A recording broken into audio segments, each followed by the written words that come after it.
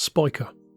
A name which I have loved since my childhood, ever since I first laid eyes on one of their models, the C8, in the early 2000s. A car which seemed so familiar, and yet so different at the same time. One of those cars which could easily fall into the dime-a-dozen supercar crowd, but for some intangible reason just captures your attention. I've always put Spyker on a pedestal of 3. Alongside what are, in my opinion, its greatest peers at the turn of the 21st century, Pagani and Koenigsegg.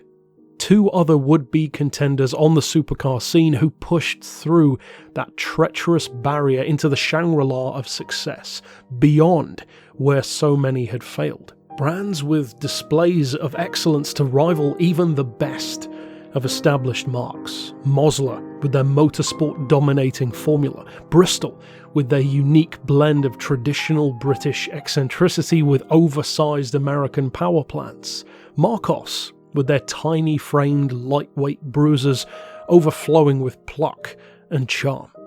But despite these flashes of true brilliance, these brands now hold only one thing in common. They no longer exist, at least in terms of being tangible players on the automotive market. Liquidation, bankruptcy, poor choices or investments at some point along the road, or just plain bad luck. Whatever the reasons, it hurts me when such bright sparks in the automotive world are extinguished, whether temporary or permanent, and I hated to see this happen to Spyker as well. But happened it did, and although I have faith that future funding will be secured for Spyker's return to the fray, I do believe that Spyker has suffered from some very specific pitfalls which could be turned into successes in future. I'm hardly a Fortune 500 company founder or business advisor by trade, of course, but I wanted to put my ponderings to paper, if you will, about a brand which I love. If nothing else than to compare these ideas to what the future holds and to see how things actually pan out. I believe Spyker's fate fell much alongside the same line as Ascari in the 2000s, wherein they produced a car called the KZ1, an altogether brilliant automobile, offering fantastic levels of performance from the power plant which it had to work with. The problem came, though, from its marketing. As being an excellent example of a 500 horsepower, 200 mile an hour car couldn't help the fact that no one was asking for a £250,000 car which was no faster than a Corvette or Dodge Viper of the time. As many of the greatest automobiles of history have shown, a successful performance car needs to offer one of 2 things to truly become great. It either needs to outperform its rivals at their own game, or provide something which they altogether don't. The KZ1 did neither of these, and so it was mostly forgotten beyond the relatively few people who actually purchased one, and I have no doubt enjoyed their purchase very much. It failed because it offered the same things as its peers, but for unrealistic prices. Then my mind wanders to a small Washington-based brand named Commuter Cars, started by a father and son with the brilliant idea of providing a tiny electric city car with outstanding performance and safety which belied its physical size and image. That car was the Tango T600, by all accounts another phenomenal piece of independently developed machinery.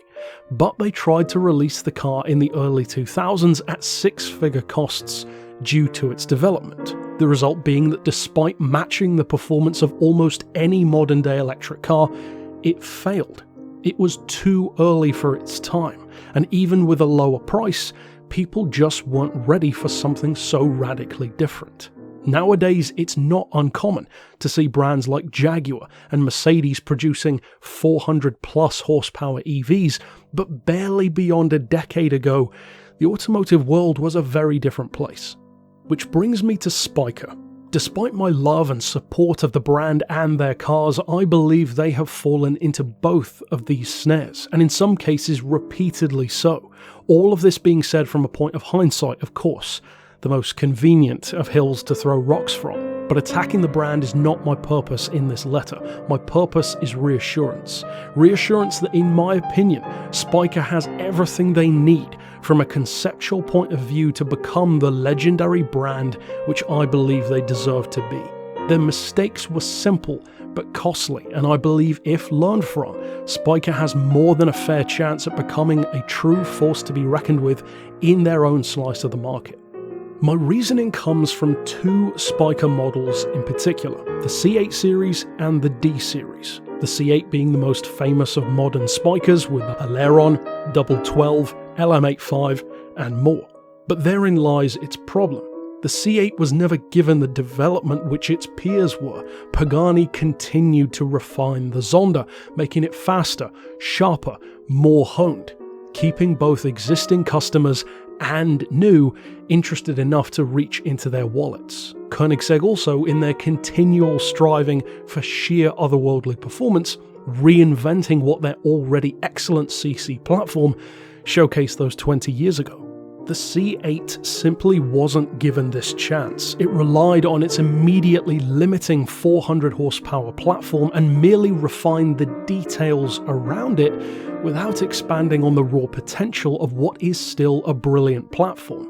This, combined with six-figure price tags, all but ensured that it would fall into the exact same pitfall as Ascari's KZ1. More pressingly, however, this brings me to the D series, a controversially styled but undeniably dominating super SUV platform, which debuted with the D12 Peking to Paris concept in 2006, a monstrous W12 engine behemoth which would have wiped the floor with all but the absolute best of its rivals in terms of sheer performance, but combined with Spyker's unmistakable edge of intricately ornate detailing, making every nut and bolt seem like they come together into a drivable piece of Gothic art.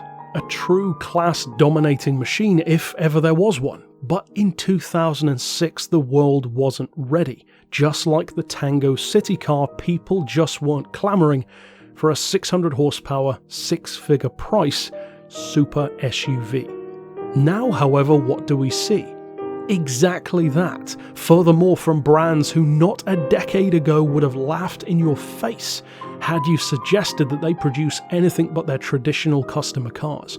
Bentley, Lamborghini, Aston Martin, even Rolls-Royce, all caving to the undeniable market demand for overpowered ultra-performance SUVs. SUVs which even now are only just catching up to the kinds of spec which the D12 and later D8 Spykers already showcased. Just like the commuter car's Tango, Spyker fell into the second trap of being brilliant ahead of their time. Too far ahead to be viable. This brings me back to today, to Spyker's plans for returning to production with a customer-ready D8 Super SUV alongside a more traditional Supersports exotic model, and to their reported difficulty in securing funding for these models. To potential backers, I say this: do not be fooled by past troubles.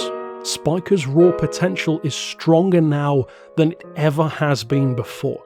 And just as the Cayenne did for Porsche's modern development into the world-class brand which they are now, so the D8 can be for Spyker, not only matching the performance of their rivals, but outdoing them in ways that mass production brands never even attempt to, from their deliberately divisive styling to their uniquely artisan approach to the finer details of build and quality, which you would typically only find in six-figure supercars. But now is the time for six-figure super SUVs, and that time will not last forever.